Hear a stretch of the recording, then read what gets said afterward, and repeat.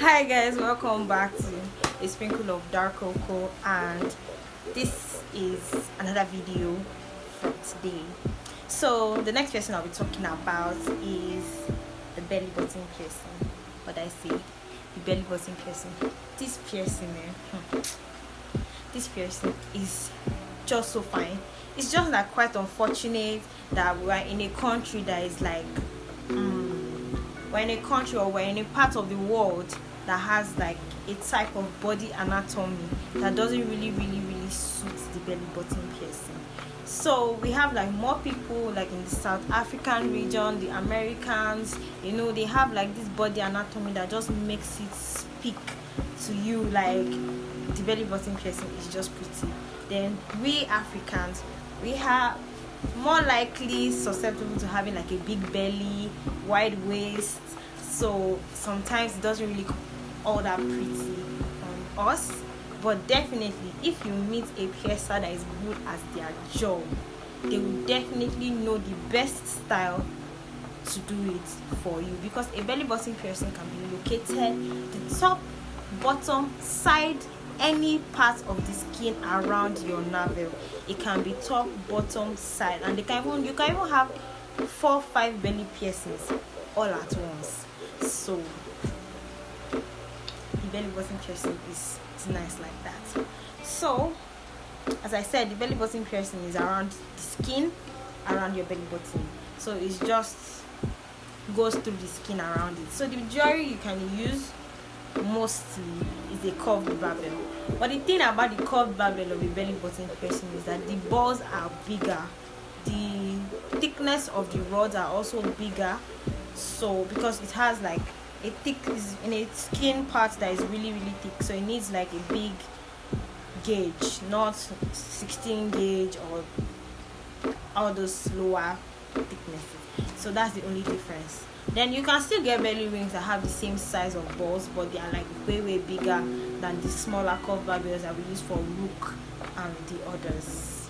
Now, a belly button piercing can be done on anybody also, but it depends on the way your navel looks. It depends on how your navel is like built, how your navel is constructed. I know we have like different types of belly buttons. We have the innie, the outies, and the ones that they're just flat. I don't know what they're called, but basically belly button piercing is best for people with the inner belly button.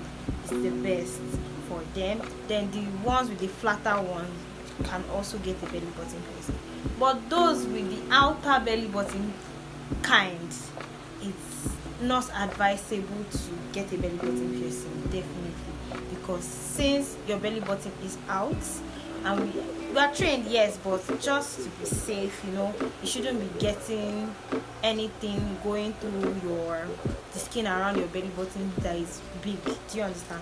So we can't get a belly button piercing. It's not advisable. It's not like you can't, but it's not advisable.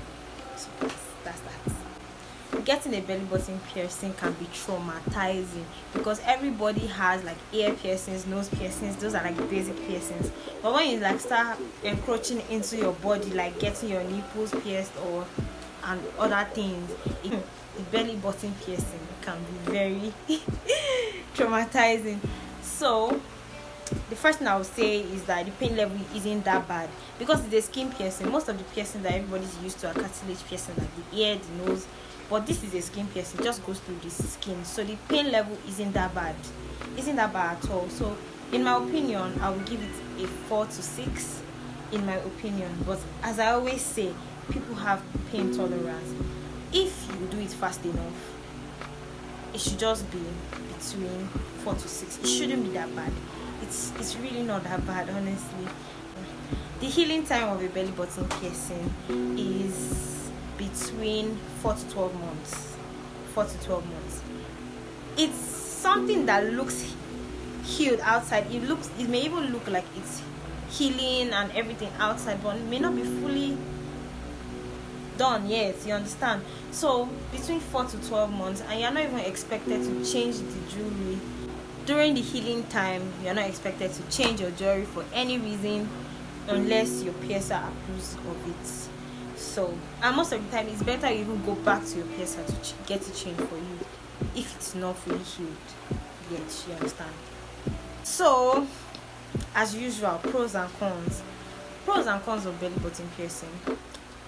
I wouldn't say it has so many cons, but definitely the belly button piercing is a skin piercing, which makes it highly susceptible to rejection or migration. Rejection and migration, they are similar, but they are not the same thing. When a piercing is rejected, it comes straight out of your body. Your body is saying, I don't want this, I want it out of my body. While migration is just when your body just shifts it from the correct position. It may bend it, or it may just shift it from the main position. You understand? So since it's a skin piercing, it is more susceptible to rejection and migration. Secondly, pregnancy. A belly button piercing cannot be kept during pregnancy, because pregnancy alters the way your navel looks like, and sometimes it's not reversible. So some people are lucky to not really be so affected, like their navel change may not be so much, but just know that there is almost no likelihood that when you give birth you may not be able to rock your rings like before anymore. You may have to change them, you may have to get bigger ones, or you may probably just give up on the piercing entirely. That's when you're ready to have kids.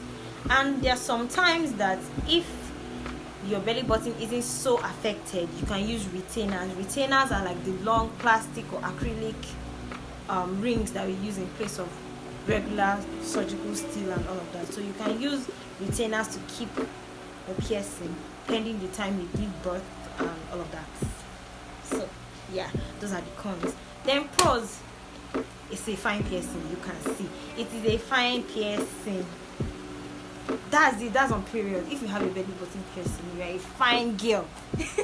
So guys, that is the end video. Stay tuned because I'm talking more on piercings today.